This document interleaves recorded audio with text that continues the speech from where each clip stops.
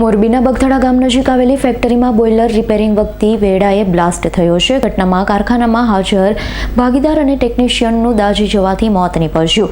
અન્ય એક સુપરવાઇઝરને ગંભીર ઈજા થતા સારવાર અર્થે રાજકોટ ખાતે ખસેડવામાં આવ્યા. ફાયર કંટ્રોલ રૂમમાં 5 વાગ્યાની આસપાસ કોલ આવેલો હતો કે મોરબી બગથડા હાઈવે ઉપર ઈવા સિન્થેટિક નામની ફેક્ટરીમાં બોઇલર ફાટવાથી આગ લાગેલ છે. તુરંત જ અમે અમારું એક બ્રાઉઝર ઘટના સ્થળે રવાના કરેલ હતું. સાથે સાથે પાછળ 2 ગાડી પણ રવાના કરેલ હતી. અમારા અહીંયા પહેલા એક ભાઈ બહાર કાઢેલા હતા, જેને સિવિલ હોસ્પિટલમાં દાખલ કરેલ છે, અને અમે હાલે 2 મૃતદેહ બહાર કાઢેલા છે. ધ્યાનમાં એવું છે કે આ લોકો બોઇલરનું રિપેરિંગ કરતા હતા, તે દરમિયાન બોઇલરના ફાટવાના અકસ્માત થયો હતો તેવું અમને જાણવા મળેલ છે.